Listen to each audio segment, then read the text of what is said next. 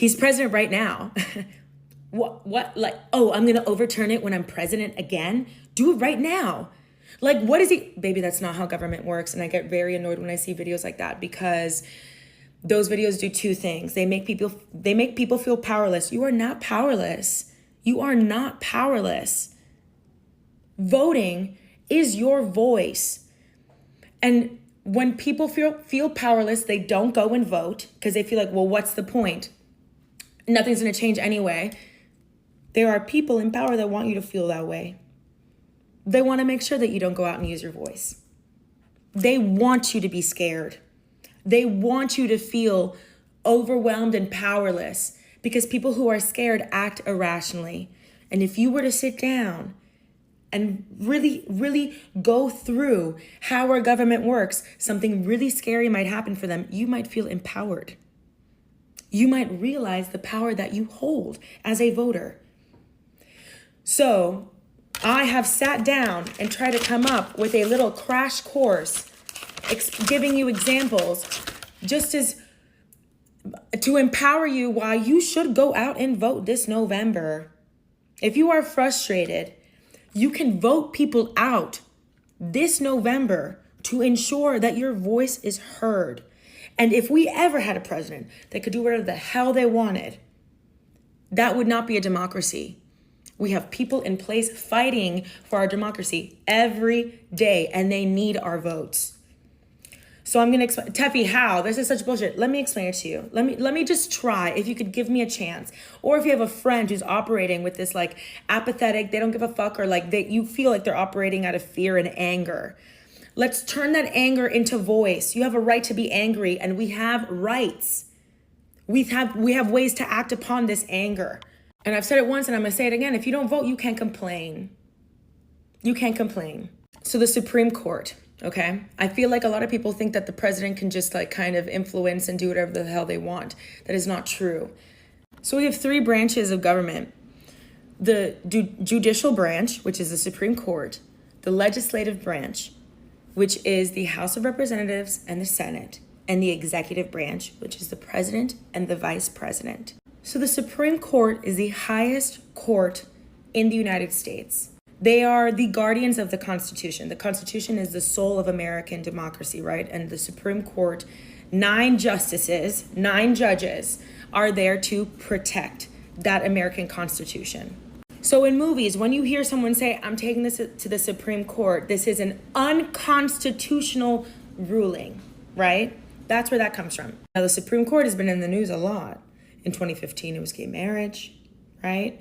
In the year 2000, Al Gore and George W. Bush, right? So the Supreme Court of Florida wanted a recount for Al Gore. But the United States Supreme Court said that was unconstitutional, and that's why George W. Bush became president without a recount, okay? Now, how does a person become a justice of the Supreme Court? Well, the president nominates them, right? But it's not just up to the president. So I mentioned the House of Representatives. Tefi, what is the difference between House of Representatives and the Senate? I'll tell you. The House of Representatives represents citizens based on district, while the state represents citizens on an equal state basis. So we vote for House of Representatives. There are 435 House of Representatives, right? And 100 senators, 2 per state, no matter the size of the state.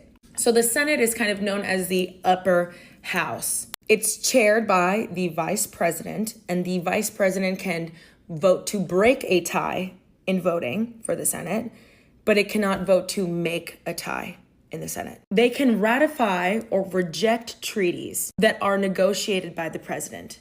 And they essentially assist the president in his role of chief diplomat to ensure that treaties are in the best interest of the country.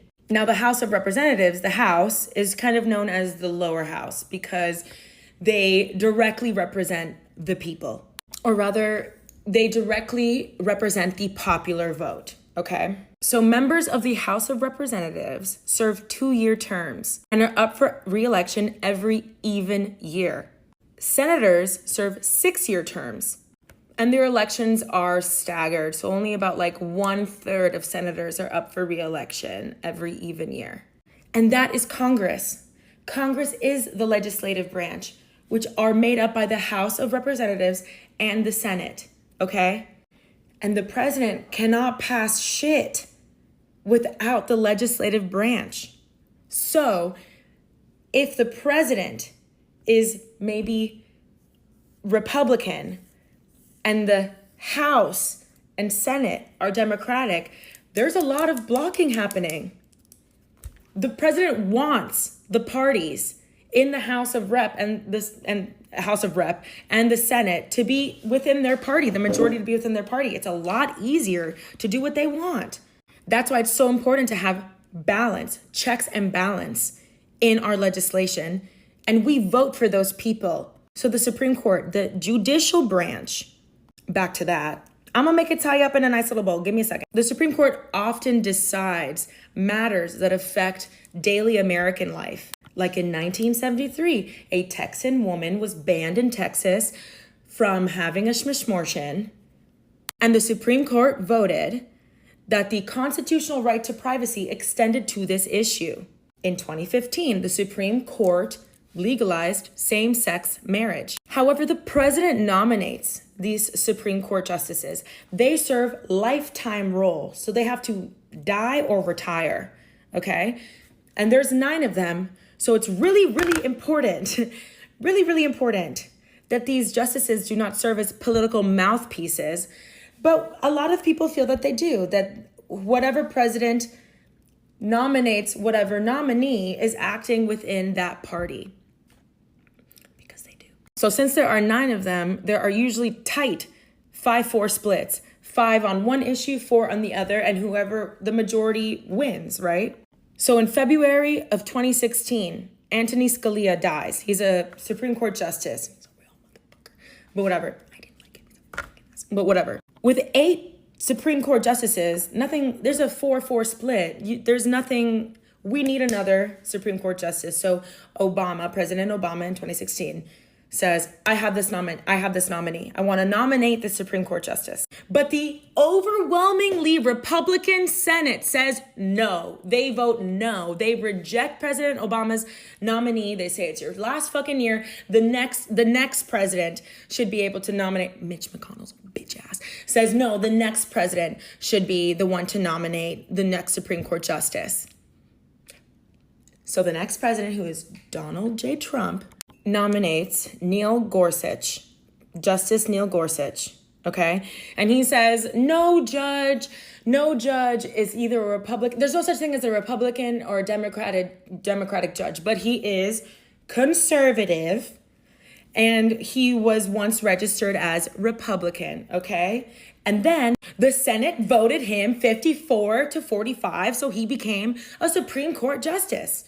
Then we had another justice retire, and Donald J. Trump nominated Brett Kavanaugh, who is anti-abortion. And the Senate said yes. Do you understand where I'm going with this? Do you understand? We vote for senators. We vote for that. We vote for checks and balances. Okay? And then I know what you're thinking. What about the House of Representatives? So they're just like sitting there. Laws begin as ideas. Then a representative sponsors a bill. The bill is then assigned to a committee for study. Then the bill is put on the calendar to be voted on. After presented to the House, the bill has to pass by simple majority, which is 218 out of 435. Then the bill moves to the Senate. In the Senate, the bill is moved to another committee. Then, if released, debated, and voted on. Simple majority, 51 out of 100, okay, moves forward. Then a conference committee works out any disagreements between House and Senate over the bill. Then that resulting bill comes back to House and Senate for final approval. Then the government publishing office prints it, sends it to the president. If he doesn't sign it in 10 days, he vetoes it, and they can do it all over again. You have a voice. You are in there. Don't let people fuck with you. You show up for yourself and show up for your communities and show up for your voice. Show up.